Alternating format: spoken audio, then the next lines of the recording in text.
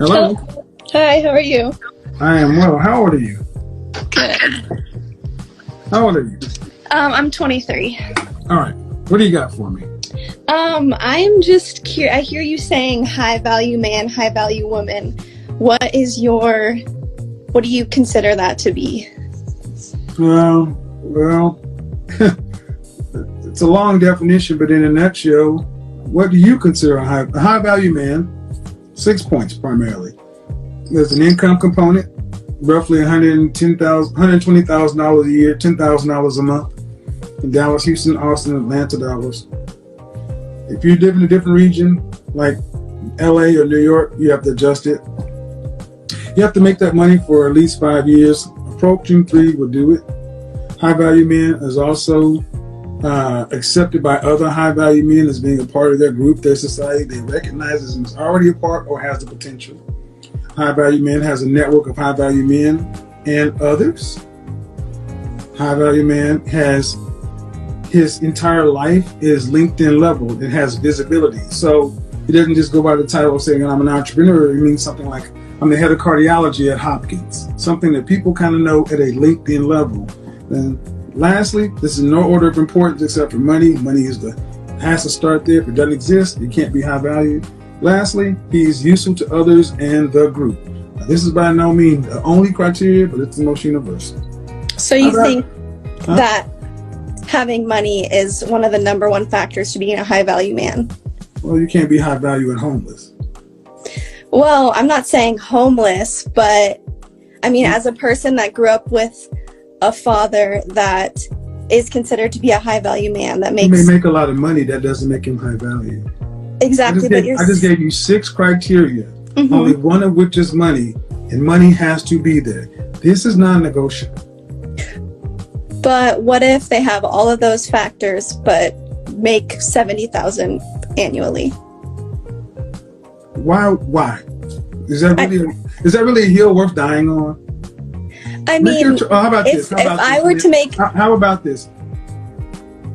High value has to have a dollar component, and whether you value it or not, this 6-figure thing has been around since 1983, and it was given to us by women. You're 23. Learn a little bit more before you try to come in with your opinions.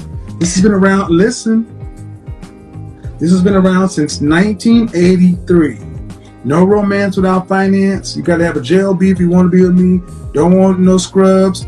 Women have been saying they wanted the 3 6s, 6 feet, 6 figures, 6-pack for longer than you have been on the planet. And that is, listen.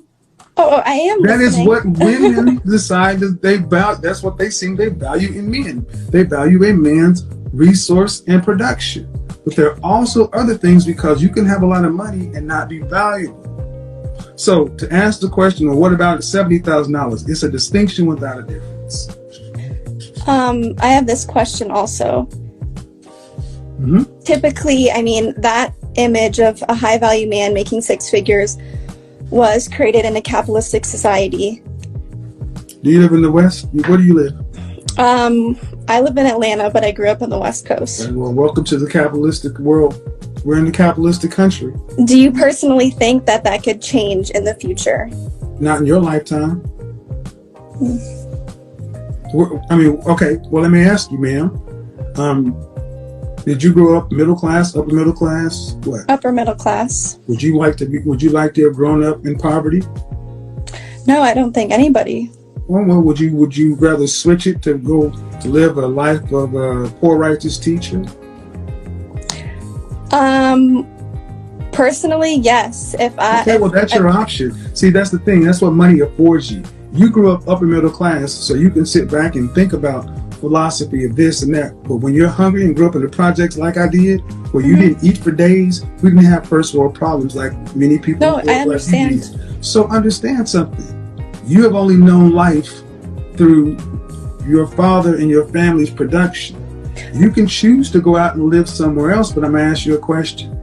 What system of government is better than capitalism? Well, what would you say about Sweden or Norway, countries that are more of a socialist country? They're socialist as far as their politics, but they're capitalistic as far as their finance.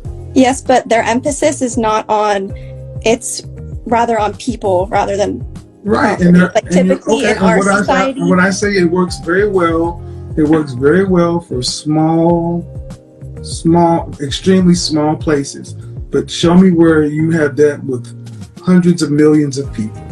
Yeah, you are right. No. Yeah, makes sense. So I mean, I get that there's some people. High value is something that I didn't just look at the United States. I took across any time, any continent, and I said, where are the men who are ranked higher than other men? What were synonymous? And these things always came out. Because there's always going to be a ranking structure. What is your definition of a high value woman then? She's attractive and appealing. She has a comforting character. She's discerning and disciplined, liberating and loyal. She's enthusiastic and exuberant. So none of that has to do with how much she makes, though. Because your money matters not to us. Yeah, I guess. No, it doesn't. If so, then you should be able to show me women who make a lot of money who are below average looking with high value men. They're not. Women typically, a woman's currency is in her beauty, her womb, her cooperativeness, her submission. A man is in his resources, his ability to compete and produce. Michelle Obama, Ruth Bader Ginsburg, these are all extremely... Michelle Obama did not marry a bum. She was in law school. I mean... But okay, Michelle Obama did not marry a guy on the corner. Barack was in Columbia and Harvard, ma'am. I understand that. I'm not saying like a bum, a homeless man. I'm saying someone that makes $31,000 to $70,000 a year. Do you know about Barack Obama and why Michelle? Yes, you know he was a law student. You know exactly, and he was the president of the Law Review, and he had political aspirations. That's why she got with him, because that was a political marriage. Ruth Bader Ginsburg, ma'am. Sure. My question is this: you live in observable reality. It seems like you have an issue with money. Because I mean, personally, growing up with money, it can ruin people. Well, here's what it can ruin a relationship. Here's what you can choose to do. You can choose to say, Mom and Dad, I don't want any inheritance, any insurance money. I want none of it. I'm going to give away all. Did you go to college? Yes. Did they pay for it? No. Okay. You can choose scholarship. Okay. You can choose to give back anything your parents have given you after 18 years old, and you can walk the earth like Kung Fu. You can go through life like Gandhi if you choose to, because you're an adult. You can make those choices. But here's one thing I will almost guarantee you. Very few of the people who grew up in your neighborhood will follow you. They like lights. I agree with that. Heating, air, and Whole Foods. The reason why I'm questioning this is because it's a first world problem, man. That's really what it is. No, it's a first world problem. Yeah, it is. I grew up. My family didn't grow up with money. As I grew up, that's when we got more money. What do you mean your family didn't grow up with money? My dad, he made his own money from as soon as we were all born. Like he didn't have anything, basically. That's why. Okay, so may I ask you, he made his money for his family because he didn't grow up with it. Yeah, he grew up with nothing, and then my mom married him when he had nothing. But when he had nothing, he made it. Then he had a family. Did he make you guys live like he lived prior to the money? No, because in this capitalist society. But why didn't he do that? Because he's been inundated by the idea of capitalism. Listen what I'm asking. You said, why did he do your that father grew for up his with family? Nothing. Exactly. Your father grew up with nothing, right? And then he married your mother, and she married him when he had nothing. Mm-hmm. And he made his money and provided for his family more than he had growing up. If nothing created your father, why didn't he give you and your siblings nothing to create somebody like him? Because he is a man that was inundated by a capitalistic society. Because he wanted you to have better than he did. Trust fund Becky. That was funny.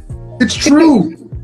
Yeah. You admire your father for who he is, but he said, you know what? I knew what it was like to not have to do this. And as a man, I don't want to do that to my child. So you can sit here and make first world arguments with seems like nice lighting. You don't seem like you've missed many meals. Congratulations. And you got all your teeth. Your hair is nice. You have not missed any of this stuff. See, I think it's interesting that, you know, maybe it's a part of even considered white guilt. Enjoy your money. There are people who love it. Or get rid of it. Do whatever. You're 23. Where do you live? In outside of Atlanta. Are you with mom and dad, or you have your own place? I'm with them because I have a broken foot.